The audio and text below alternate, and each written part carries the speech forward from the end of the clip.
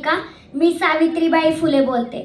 सर्वप्रथम सर्व संयोजकांना धन्यवाद देते। धन्यवाद यासाठी देते कारण या कार्यक्रमामध्ये मला बोलण्याची संधी दिली, याबद्दल धन्यवाद देऊन मी माझ्या विषयाकडे वळते। ज्ञान नाही विद्या नाही ती घेण्याची गोडी नाही, ज्ञान नाही विद्या नाही ती घेण्याची गोडी नाही, बुद्धी असून चालत नाही तयास मानव म्हणावा का काय।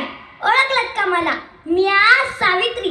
किती भोगले किती सोसले तरी तिने शिकवले, किती भोगले किती सोसले तरी तिने शिकवले, स्त्री शिक्षणाचे धडे तिच्या आज लेकीने गिरवले, आज लेकीने गिरवले।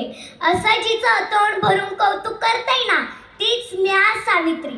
सावित्री ज्योतिराव फुले, सातारा जिल्ह्यातील खंडाळा तालुक्यातील नायगावच्या खंडोजी नेवासे पाटील यांची मी कन्या आणि ज्योतिराव फुले यांची पत्नी। वयाच्या 9व्या वर्षी माझं लग्न ज्योतिराव फुले यांच्याशी झालं। मला हळूहळू कळायला लागलं की ज्या व्यक्तीशी माझं लग्न झालंय ना तो कोणी सर्वसाधारण माणूस नाही तर एक क्रांतीसूर्यच आहे। शिक्षणाचा ध्यास आणि शिक्षणाचा प्रसार हा एकच विचार होता ज्योतिरावांच्या मनात। एकदा शिक्षणाचा प्रसार करताना मिस फरा नावाच्या ब्रिटिश मॅडम त्यांना म्हणाल्या, मिस्टर फुले तुम्हाला शिक्षणाचा प्रसारच करायचा आहे ना, so educate women first because if a woman educated then the house educated. पण तुम्ही माणसं वुमनला घराच्या बाहेरच पडू देत नाही। सब बॅग मिस्टर फुले। ते झालं ते माझ्याकडे पाटी पेन्सिल घेऊन आले आणि मला म्हणाले, सावित्री आजपासून मी तुला शिकवणार। आणि झाला सुरू माझा अभ्यास। काना मात्रा वेलांटी उकार बेकी बे बेदुरी चार हाच ध्यास। मी लिहायला शिकले, वाचायला शिकले आणि काव्य सुद्धा रचू लागले। आणि अशातच शनिवार दिनांक 1 जानेवारी 1848 ला पुण्यातील भिडेवाड्यात आम्ही मुलींची पहिली शाळा सुरू केली। मी पहिली शिक्षिका आणि मुख्याध्यापिका पण। अहो शेणपटासारखं जगाल तर काम तमाम होईल, पण वाघासारखं जगाल तर नाम होईल। पण समाजात धर्म बुडाला म्हणून कोल्हेकोळी सुरू होती। अहो एखाद्या सर्वसामान्य माणसाला शिक्षण दिल्याने कोणता धर्म बुडतो? इतका टकला दोष शकतो का हा धर्म? धर्मासाठी माणूस असतो की माणसासाठी धर्म? मी शाळेत जात असताना तुम्ही मला चिखल फेकलात, मी सहन केलं, दगडे मारला ते मी सहन केलं। आता माझ्या सहनशीलतेचा अंत झाला होता आणि अशातच माझ्या समोर एक माणूस येऊन म्हणतोय कसा, काय गै टवळे कुठे निघालीस तुरू? आमच्या पोरीबाळींना शिकवणं बंद कर।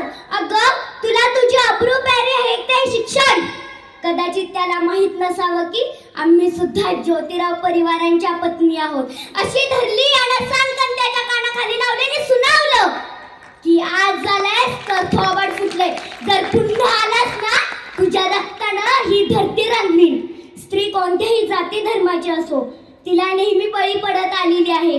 अहो एखाद्या स्त्रीचा नवरा वारला तर त्यात तिचा काय दोष असतो? आणि यासाठीच आम्ही काम केलं। इंग्रज सरकाराचं सतीप्रती सुरू केलं, सतीबंदी सुद्धा सुरू केलं आणि आम्ही विधवा महिला काशीबाई यांच्या मुलाला दत्तक घेतलं।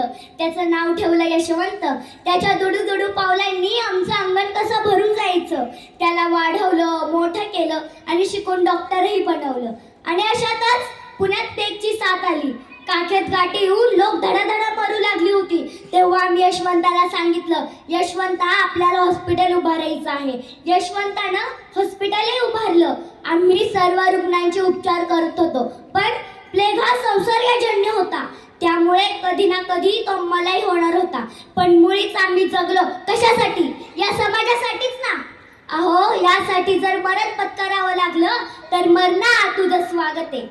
मी सावित्रीची सावित्री आई झाले, सावित्रीबाईची सावित्री माई झाले आणि बघता बघता आमच्या 18 शाळा सुरू झाल्या होत्या।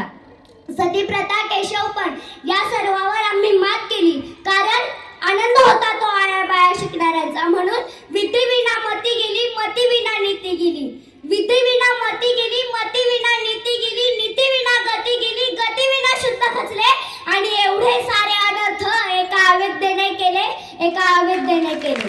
कारण एक मुलगा शिकला ना तर तो एकटाच शहाणा होतो, एक मुलगा शिकला ना तर तो एकटाच शहाणा होतो, पण एक मुलगी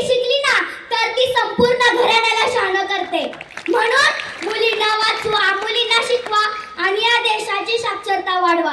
धन्यवाद.